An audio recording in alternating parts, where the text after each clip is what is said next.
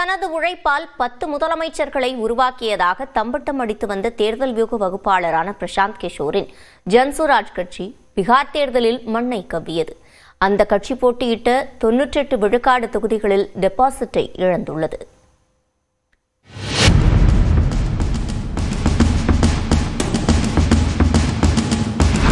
பீகார் மாநிலத்தைச் சேர்ந்த பிரபல தேர்தல் வியூக வகுப்பாளரான பிரசாந்த் கிஷோர் ஒரு கட்டத்தில் தேர்தல் வியூகம் வகுப்பதில் இருந்து விலகி ஜன்சுராஜ் என்ற அரசியல் கட்சியை தொடங்கினார். பீகார் சட்டமன்ற தேர்தலில் பெரும் தாக்கத்தை ஏற்படுத்தப் போவதாக அறிவித்திருந்தார். கட்சியை வளர்ப்பதற்காக சொந்தமாக வியூகம் வகுத்த அவர் பீகாரில் உள்ள 38 மாவட்டங்களிலும் சுமார் 6000 கிலோமீட்டர் பாத யாத்திரை மேற்கொண்டார். சுமார் 5000 கிராமங்களுக்கு நேரடியாக சென்று 5000 பொதுக்கூட்டங்களை நடத்தினார். வான்வழி பயணத்தை தவிர்த்துவிட்டு தரை வழியாகவே பட்டி தொட்டி எங்கும் சூறாவளி பயணம் மேற்கொண்டு ஆதரவு திரட்டினார்.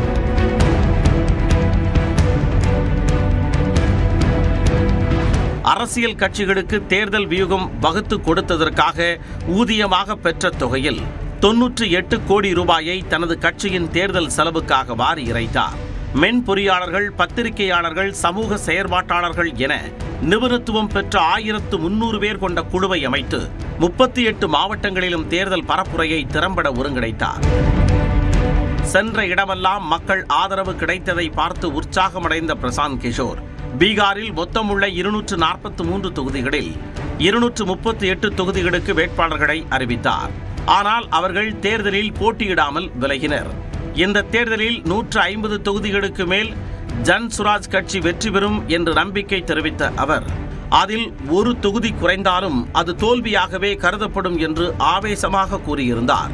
இந்த தேர்தலில் தேசிய ஜனநாயக கூட்டணிக்கும் ஜன்சுராஜ் கட்சிக்கும் இடையேதான் நேரடி போட்டி என்று திட்டவட்டமாக கூறி வந்தார். தேர்தல் கருத்து கணிப்புகளில் தேசிய ஜனநாயக கூட்டணி மீண்டும் வெற்றி பெறும் என்றும் ஜன்சுராஜ் கட்சி ஓரிரு இடங்களில் வெல்லக்கூடும் என்றும் கூறப்பட்ட நிலையில் இதுகுறித்து பிரசாந்த் கிஷோரிடம் கேட்டபோது ஐக்கிய ஜனதா தளம் 25 இடங்களுக்கு மேல் வென்றுவிட்டால் அரசியலை விட்டே விலகுவதாக தடாலடியாக அறிவித்தார்.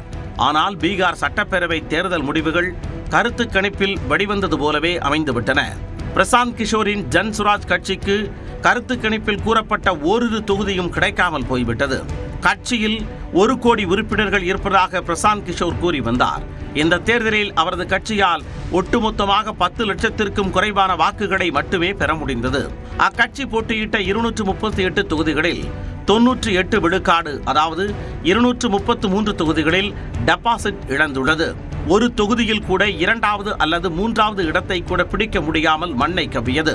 பிரசாந்த் கிஷோர் வசிக்கும் கர்ககர் சட்டப்பேரவை தொகுதியில் கூட அவரது கட்சி வெறும் 3 விழுக்காடு வாக்குகளை மட்டுமே பெற்று படு தோல்வியடைந்தது. தேர்தல் வியூகங்களை வகுத்து கொடுப்பதில் கிங் மேக்கராக ஜொலித்த பிரசாந்த் கிஷோர் பாஜக, காங்கிரஸ், ஆம் ஆத்மி, ஒய்எஸ்ஆர் காங்கிரஸ், திரிணாமுல் காங்கிரஸ், திமுக உள்ளிட்ட கட்சிகளின் தேர்தல் வெற்றிக்கு வியூகம் வகுத்து கொடுத்தார். 2012ஆம் ஆண்டில் குஜராத் சட்டமன்ற தேர்தலில் நரேந்திர மோடிக்காக தேர்தல் வியூகம் வகுத்து கொடுத்து பிரபலமடைந்தார்.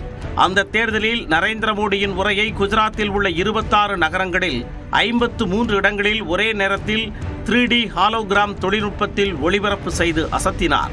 இதேபோன்று தமிழ்நாட்டில் கடந்த சட்டமன்ற தேர்தலில் திமுகவிற்காக தேர்தல் வியூகம் வகுத்து கொடுத்தார். தனது உழைப்பால் 10 முதலமைச்சர்களை உருவாக்கி இருப்பதாகவும் பீகார் மாநில வளர்ச்சியே தனது இலக்கு என்றும் கூறி தேர்தலை சந்தித்த பிரசாந்த் கிஷோருக்கு தேர்தல் முடிவு பெரும் பின்னடைவாக பார்க்கப்படுகிறது.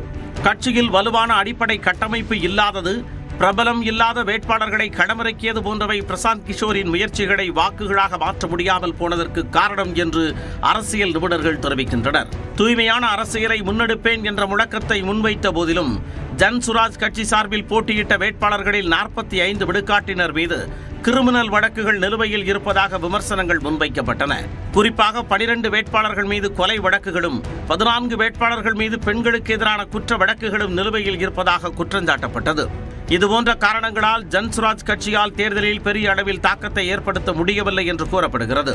இந்த தேர்தலில் ஐக்கிய ஜனதா தளம் கட்சி 80 இடங்களுக்கு மேல் வெற்றி பெற்றிருப்பதால் அரசியலை விட்டு விலகுவதாக கூறிய பிரசாந்த் கிஷோர் நிறைவேற்றுவாரா என்பதை பொறுத்திருந்து பார்க்கலாம்.